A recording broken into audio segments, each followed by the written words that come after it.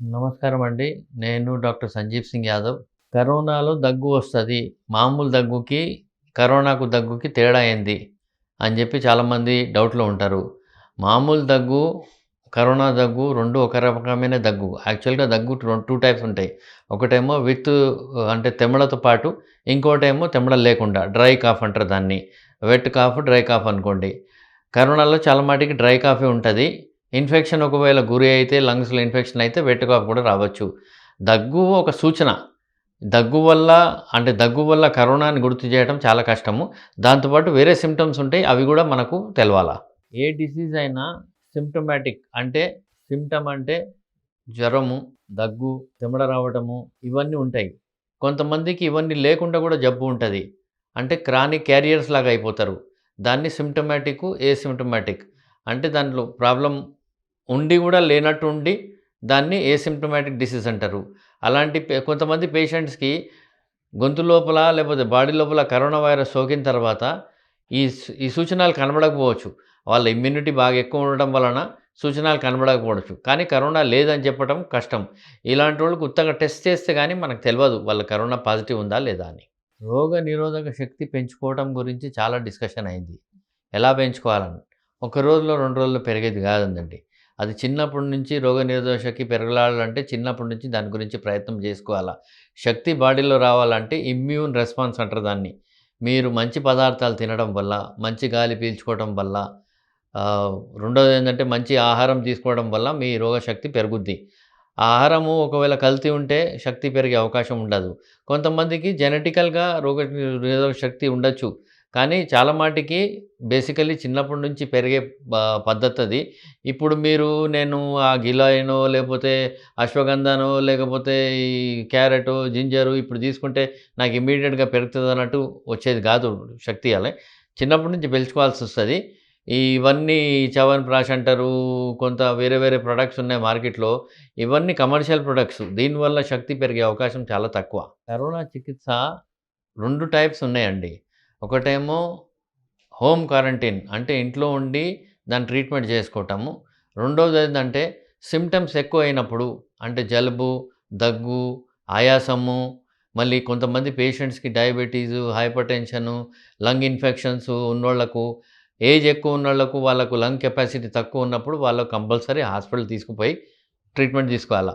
కానీ ఎవరైతే young people ఉన్నారో, ఎవరికైతే ఇలాంటి సింప్టమ్స్ చాలా తక్కువ ఆంచనలు ఉంటాయి, వాళ్ళు హోమ్ క్వారంటైన్ అంటే ఒక్కటే రూమ్‌లో క్లోజ్ అయ్యి, ఆ రూమ్‌లో నుంచి బయటకెళ్ళకుండా, అదే రూమ్‌లో ఆహారం తీసుకోవటము, అదే రూమ్‌లో వాష్‌రూమ్‌కెళ్ళటము, అదే రూమ్‌లో ఉండి మళ్ళీ రూమ్‌ని కూడా శానిటైజ్ చేసుకుంటూ, కొంత ఎక్సర్సైజ్ రూమ్‌లోనే చేసుకున్నట్టు, యోగా కూడా చేసుకున్నట్టు, ఈ పరిస్థితులు ఉంటే మాత్రం 14-21 డేస్ ప్రతి ఒక్క కంట్రీలో వేరే వేరే రకంగా 14 డేస్ మినిమమ్. కానీ దాని తర్వాత గూడా మళ్ళీ టెస్ట్ నెగెటివ్ వచ్చిన తర్వాత 2, 3 డేస్ ఇంకా కొద్దిగా ఎక్కువుండి ఇంటి దగ్గర, తర్వాత మీరు బయటెళ్తే మీ డిసీజ్ వేరే వాళ్ళకి ఎళ్ళకుండా ఉండే అవకాశం ఉంటది. దీన్ని హోమ్ క్వారంటైన్ లేకపోతే ఇంట్లో చికిత్స అంటారు. వ్యాక్సిన్ గురించి చాలా డిస్కషన్స్ అవుతున్నాయి. వ్యాక్సిన్ అంటే ఒక ఆహ్, కరోనా వైరస్ నుంచి ఒక స్ట్రెయిన్ తీసుకొని దాని మీద వ్యాక్సిన్ డెవలప్ చేస్తారు. చాలా మాటికి వ్యాక్సిన్ రావడానికి మినిమమ్ 2 ఇయర్స్ పీరియడ్ కావాలా. అందులో ఆల్మోస్ట్ 1 ఇయర్ పీరియడ్ వ్యాక్సిన్‌ను తయారు చేసిన తర్వాత దాని ట్రయల్స్‌కి అవసరం ఉంటాయి. ఈ ట్రయల్స్ ఎవరి మీద? ఎవరికైతే కరోనా వైరస్ ఉంటది హ్యూమన్ బీయింగ్స్‌కి వాళ్ళ మీదనే ట్రై చేయాల్సొస్తది. ఎందుకంటే మొత్తం జాతి వాడుకునేటట్టు ఉంటది వ్యాక్సిను. అందుకోసం ఈ వ్యాక్సిన్ వస్తుందని చెప్తున్నారు. ఈ స్ట్రెయిన్స్ ఎక్కువుంటే వ్యాక్సిన్ రావడం కష్టము. అయినా గాని మన సైంటిస్టు వ్యాక్సిన్ తెలుసుకొని వ్యాక్సిన్ గురించి చాలా ప్రయత్నం చేస్తున్నారు. చాలా మాటికి early trials, short term trials ఇచ్చి ఆగస్టు, సెప్టెంబర్ వరకు వ్యాక్సిన్ వచ్చే అవకాశం ఉంటది. దానివల్ల ఫలితాలు ఆ ట్రయల్స్ మీద డిపెండ్ ఉంటది. ఏ మందుకైనా అది కొంతమంది మీద వాడిన తర్వాత దాని ఎఫెక్ట్ ఏంది? దాని సైడ్ ఎఫెక్ట్స్ ఏంది? దానివల్ల నష్టమా? లాభమా? అవన్నీ తర్వాత తెలుస్తాయి. ఇప్పుడు మనం ఏదో ఆన్ పేపర్ రాసుకోవటం తప్ప, ఈ ట్రయల్స్ లేకుండా మనకు దీనివల్ల లాభం అవుతా లేదా చెప్పడం కష్టం.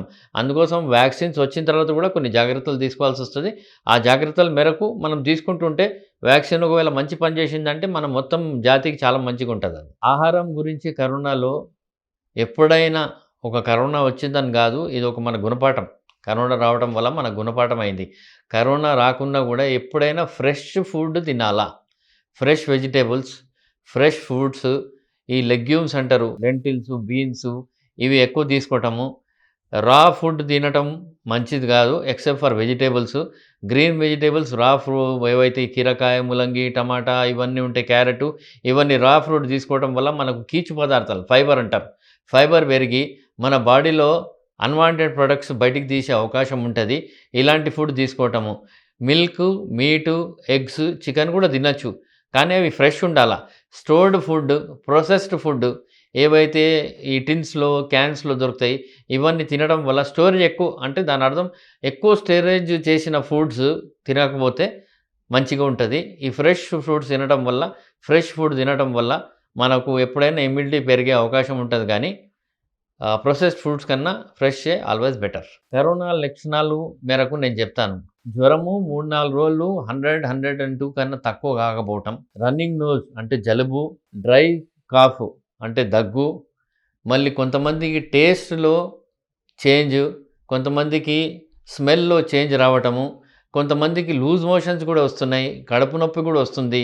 ఇలాంటి సూచనలు ఉంటే అవి మామూలు మందులు తీసుకున్న తర్వాత తగ్గకపోతే ఈ కరోనా టెస్టింగ్ కోసం వెళ్ళాల. ఇవి మామూలుగా కామన్‌గా ఉండే సూచనలివి. అంతకంటే ఎక్కువ ఏం రావు. జలుబు అంటే చలి జ్వరం రావచ్చు. దానివల్ల మలేరియా వలన, వేరే వైరల్ ఫీవర్ వలన అని చెప్పి కొన్ని స్టార్టింగ్‌లో 2, 3 డేస్ మందులు తీసుకోవాలా. ఆ టైంలో మీరు అందరితో దూరం ఉండాలా. అందరితో కలిసి ఉండొద్దు. అంటే దాన్ని కూడా ప్రిలిమినరీ ఐసోలేషన్ లాగా ఉండాలా. మీ ఇంట్లో కూడా చాలా మందితో దూరం ఉండాలా. మీ మాస్క్ గానీ, హ్యాండ్ శానిటైజేషన్ గానీ, మీ కళ్ళు గానీ ఇవన్నీ కవర్ చేస్తే మీరు వేరేవాళ్లకు ఈ జబ్బు సోకకుండా చూసుకోవచ్చు. ఇలాంటి సింప్టమ్స్ తక్కువ కాకపోతే అప్పుడు కరోనా టెస్టింగ్ చేసుకొని పాజిటివ్ ఉందా లేదా తెలుసుకొని తర్వాత మిగతా ట్రీట్మెంట్ తీసుకోవాలా.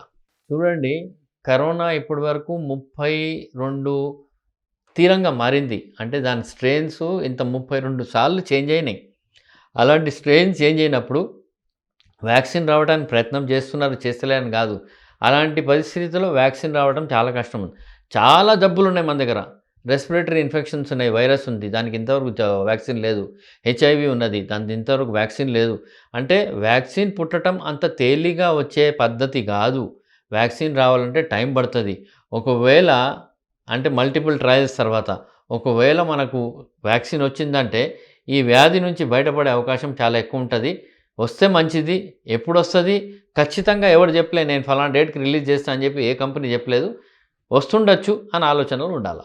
వైద్యుడు తీసుకునే చర్యల కన్నా కరోనా పెరిగే నేపథ్యంలో పబ్లిక్ పాల్గొనడం చాలా ఇంపార్టెంటు.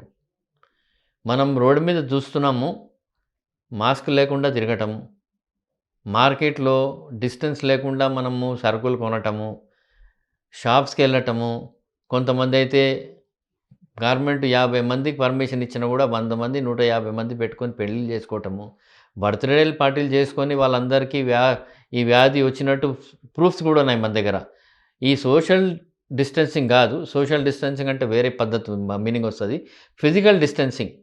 మనం ఎక్కడ పోయినా ఫిజికల్ డిస్టెన్సింగ్ మెయింటైన్ చేసుకుంటూ, వీలైనంత వరకు మీకు చేయి కడగటం వీలు కాకపోతే ఈ చేయి ఫేస్ మీద తీసుకెళ్ళకపోవటము, ముక్కుకి, నోటికి, కంటికి చేయి తగలకుండా వేరే దాన్ని టచ్ చేసిన తర్వాత మళ్ళీ తగలకుండా ఉండటము, మాస్క్ వేసుకొని ఎప్పుడైనా ప్రయాణం చేయటము, వీలైనంత వరకు అవసరం ఉంటేనే ప్రయాణం చేయటము, అవసరం ఉండకపోతే వెళ్ళకపోవటము.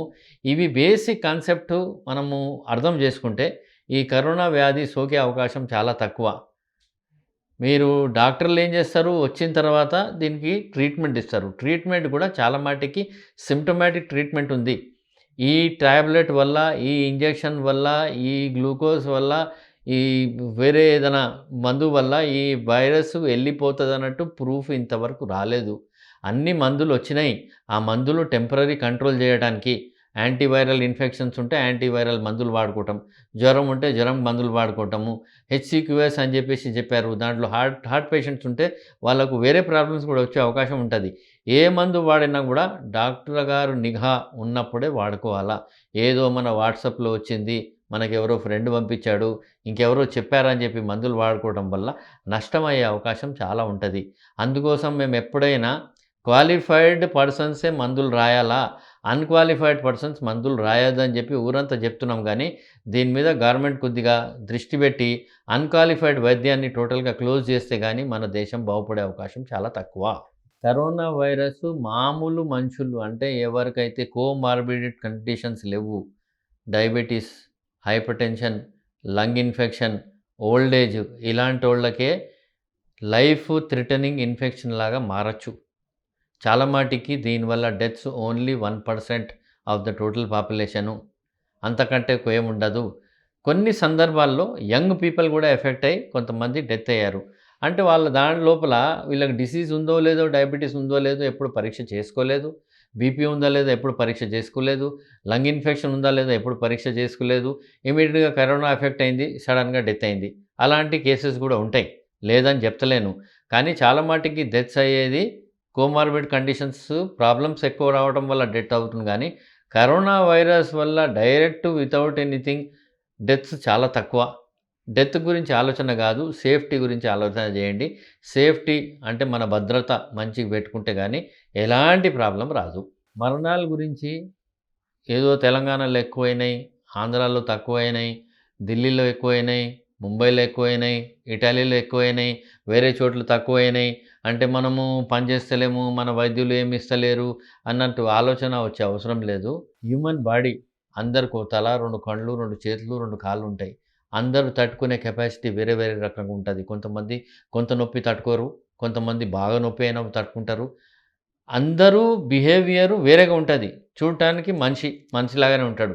అందుకోసం డెత్స్‌కి కారణాలు నెగ్లిజెన్స్ గాదు, ఇల్ ట్రీట్మెంట్ గాదు, ట్రీట్మెంట్ తక్కువ చేయడం గాదు.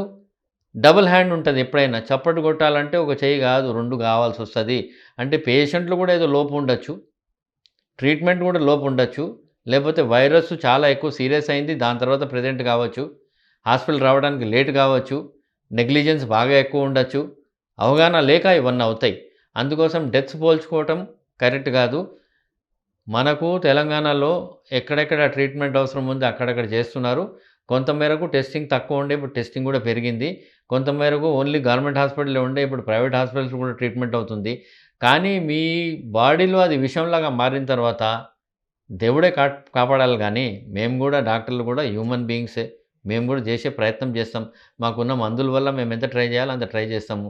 దీన్ని ఆపటము సెల్ఫు డిసిప్లిన్ వల్లనే ఆపొచ్చు. లేకపోతే ప్రాబ్లమ్స్ పెరిగే అవకాశం ఉంటది. అందుకోసం మరణాలు పోల్చుకోవటం గాదు. ఎంతమంది మంచిగా అయి బయటపడారు అది పోల్చుకోండి. తెలంగాణలో success rate is more than 70%. So ఇది పాయింట్ గాదు డిస్కషన్‌కి. నా శరీరంలో ఇంతవరకు కరెక్ట్ ప్రూఫ్ లేదండి. ఏమేం ప్రాబ్లమ్స్ క్రియేట్ చేశాను. కంజంక్టివైటిస్ అంటే కళ్ళు ఎర్రగా కావచ్చు. సోర్ థ్రోటు దానివల్ల ఇన్ఫెక్షను. లంగ్స్‌లో ఇన్ఫెక్షన్ వచ్చే అవకాశం ఎక్కువుంటది. Corona virus basically lungs lower part of the lungs, middle part of the లంగ్స్‌ని ఎఫెక్ట్ చేస్తది.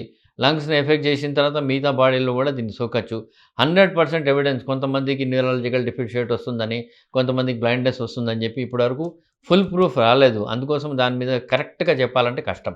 కరోనా మన కుటుంబ సభ్యులకు గానీ, మన ఫ్రెండ్స్ గానీ, మన సొసైటీకి గానీ పోకుండా జాగ్రత్తలు మీకు దగ్గు, జలుబు, జ్వరం ఉంటే మీరు దూరంగా ఉండటము, దానికి ట్రీట్మెంట్ తీసుకోవటము. నేను ఇంతకుముందు చెప్పినట్టు ఫిజికల్ డిస్టెన్సింగ్ మెయింటైన్ చేయటము. దగ్గు, జలుబు వచ్చినా గూడా మీ చేతిలో దాన్ని డైరెక్ట్ చేయటము. లేపోతే ఒక కర్చీఫ్ పెట్టుకొని డైరెక్ట్ చేయటము. ఈ మాస్కు మన కళ్ళద్దాలు పెట్టుకొని కంటికి తగలకుండా చూడటము. ఫ్యామిలీకు దూరం ఉండటము. లేదంటే మీరు బయట పోయి ఎక్కడైనా ఉండటం. ఒకవేళ మీకు రూమ్స్ తక్కువున్నాయి. ఒకటే రూమ్‌లో అందరూ ఉంటున్నారంటే మీరు ఐసోలేషన్ కోసం వెళ్ళిపోవాలా వేరే దగ్గరికి. అలాంటి పరిస్థితి చేస్తే సోకే అవకాశం తక్కువ. అందరు పబ్లిక్‌లో మీరు తుమ్మారు, దగ్గారు, ఈ మధ్యలో ఈ పాన్ పరాగ్ తీసుకొని తినటము, ఉమ్మేయటము దానివల్ల కూడా కరోనా సోకే అవకాశం ఉంటది. ఈ జాగ్రత్తలు మనం తీసుకుంటే గానీ ఎవరికి వచ్చే అవకాశం తక్కువుంటది. ఒక్కసారి వచ్చిన తర్వాత డిసీజ్ మళ్ళీ రాదన్నట్టు ప్రూఫ్ లేదండి.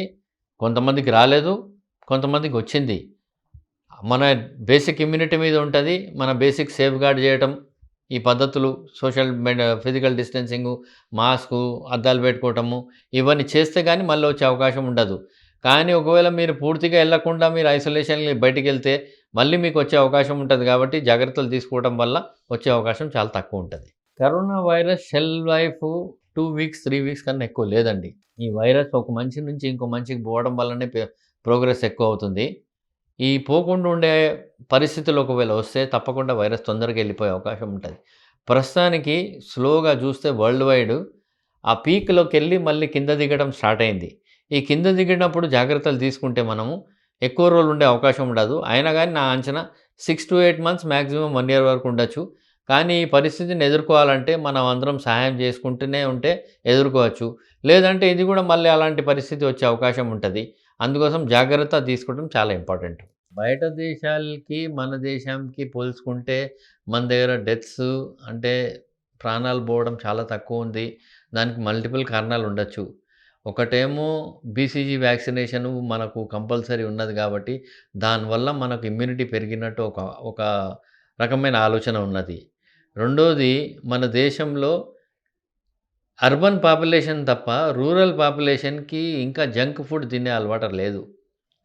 చాలా మటికి వాళ్ళు రెగ్యులర్‌గా స్టేపుల్ డైట్ మీద ఉన్నారు. రైసు, చపాతీ, కూరగాయలు అవన్నీ మంచిగా దొరకటం వాళ్ళకు, ఫ్రెష్ దొరకటము. ఈ లెంటిల్సు, పప్పులు అన్నీ తినడం వల్ల మనకు ఇమ్యూనిటీ ఎక్కువున్నది. రెండోదేందంటే మోడర్నైజేషన్ వచ్చింది సిటీస్‌లో గానీ, మన అగ్రికల్చర్ సిస్టమ్‌లో ఇంకా మనం పాత పద్ధతులు వాడుకోవటం వల్ల బాడీ స్ట్రెంత్, ఇమ్యూనిటీ గూడా బాగా పెరిగింది. ఒకటే మనకు నష్టం ఆల్కహాల్ వాడటం బాగా ఎక్కువైంది కాబట్టి అదొకటి భయంలాగా ఉంటది. ఆల్కహాల్ సేల్ బాగా ఎక్కువుంది ఇండియాలో. కానీ మనకు immunity is much better than foreigners. వాళ్ళు చూడటానికి బాడీ బాగా పెద్దగుంటది, మసిల్స్ ఉంటాయి. ఇవన్నీ వీళ్ళు ఈ ప్రొడక్ట్స్ తింటరు. మసిల్ బిల్డింగ్ ప్రొడక్ట్స్ అనండి, ప్రోటీన్స్ అనండి ఇవన్నీ. ఇవన్నీ మన రూరల్ పాపులేషన్‌కి ఇంకా అలవాటు కాలేదు కాబట్టి, మనకు ఇమ్యూనిటీ బాగా ఎక్కువున్నట్టు ఇప్పుడు మనకు క్లియర్‌గా బయటపడుతుంది. దీనివల్లనే మనము ఈ ప్రాబ్లమ్ నుంచి కొద్దిగా డెత్స్ తక్కువై బయటపడటం ఉంది. రెండోదేంటంటే మనకు కొద్దిగా diabetes capital. Hyderabad diabetes capital అయింది. ఈ డయాబెటిస్ వల్ల ప్రాబ్లమ్స్ ఎక్కువ అవుతుండము. ఈ డయాబెటిస్ తట్టుకోవాలంటే ఇవన్నీ జంక్ ఫుడ్ అవన్నీ మనం తక్కువ చేయాలా. చాలా మటికి టైప్ 2 డయాబెటిస్ ఎక్కువున్నది. ఇవన్నీ తక్కువ చేస్తే ఆటోమేటిక్‌గా డయాబెటిస్ క్యాపిటల్ పేరు కూడా మన మన దగ్గర నుంచి వెళ్ళిపోయే అవకాశం ఉంటది. ప్రభుత్వము లాక్‌డౌన్ విధించిందండి. చాలా మంచి పని చేసింది. 2 నెలల పాటు మనం అందరం ఇంటి దగ్గర, ఊరి దగ్గర ఉన్నాం. అయినా గూడా లాక్‌డౌను అట్‌లీస్ట్ ఒక 30% పాపులేషన్ లాక్‌డౌన్‌ని సరిగ్గా దాన్ని కరెక్ట్‌గా లాక్‌డౌన్ చేసే పద్ధతిలో చేయలేదు. ఏదో కూరగాయలు కొనటానికని, మందుల కోసమని, దీనికోసమని, దానికోసమని మనం డిస్టెన్సింగ్ మెయింటైన్ చేయకుండా లాక్‌డౌన్ పీరియడ్‌లో ఉన్నాము. ట్రీట్మెంట్ మేరకు చాలా బాగానే అయింది. కాదని చెప్తలేను. కానీ ట్రీట్మెంటు ఇవ్వడంలో మనకున్న పర్ఫెక్ట్ మెడిసిన్స్ లేకపోవడం వల్ల మనము సింప్టమాటిక్ ట్రీట్మెంట్ ఇవ్వటం అయింది. దానివల్ల కూడా ట్రీట్మెంట్ ఇప్పుడు ఈ కరోనా వైరస్‌కి ట్రీట్మెంట్ చాలా మటికి ఐసోలేషన్ ఉంటది. క్వారంటైన్ ఉంటది. మందులు ఎవరికైతే అవసరం ఉంది దాని ప్రకారం ఇస్తున్నాము. లాక్‌డౌన్ చాలా మంచిగా అయింది. కాలేదని కాదు. కానీ లాక్‌డౌన్ తర్వాత ఏదైతే ఓపెన్ అయింది. ఓపెన్ 1, 2 ఏదో అంటున్నారు. దానివల్ల పబ్లిక్ ఎలా అంటే ఇష్టం వచ్చినట్టు బయట తిరగడం స్టార్ట్ అయింది. దానివల్ల మళ్ళీ రిపీట్‌గా ఎక్కువ పీక్‌లో రావటము అంటే ఈ కరోనా వైరస్ పీక్‌లో రావటం జరిగింది. ట్రీట్మెంట్ మేరకు చాలా బాగున్నది. ఇప్పుడు ప్రైవేట్ ప్లేయర్స్ కూడా దీంట్లో వచ్చారు. అందువల్ల కొంతమంది ఎవరికైతే ఇష్టం ఉండదు గవర్నమెంట్ హాస్పిటల్ వెళ్ళటం వాళ్ళు కూడా ప్రైవేట్ హాస్పిటల్స్‌కెళ్ళి ట్రీట్మెంట్ తీసుకుంటున్నారు. దీనివల్ల ఇబ్బంది లేదు. దీనికి ఒకటే ఒక మార్గము డిస్టెన్సింగ్, మాస్కు, చెయ్యి మూతి మీద తగలకుండా ఉండటము. చెయ్యి ఎప్పుడెప్పుడు కడుక్కోవటము, శానిటైజర్ అవసరం ఉంటేనే వాడాలా, లేకపోతే హ్యాండ్ వాష్ బెస్ట్. ఎందుకు హ్యాండ్ వాషు? ఈ కరోనా వైరస్ చుట్టూ ఒక లిపిడ్ లేయర్, లిపిడ్ అంటే కొవ్వు, ఫ్యాట్ లేయర్ ఉంటది. ఆ కొవ్వు, ఫ్యాట్ ఎళ్ళటానికి ఒకటే బెస్ట్ మార్గం సబ్బుతో నురుగులాగా తయారు చేసుకొని కొన్ని సెకండ్స్ చెయ్యి కడగడం వల్ల మీ చేతి మీద ఉన్న బ్యాక్టీరియా అంతా పూర్తిగా డెత్ అయిపోతది. ఇదొకటి చేస్తే మాత్రం మనం దీంట్లోకెళ్ళి బయటపడొచ్చు అని నేను కోరుకుంటున్నాను.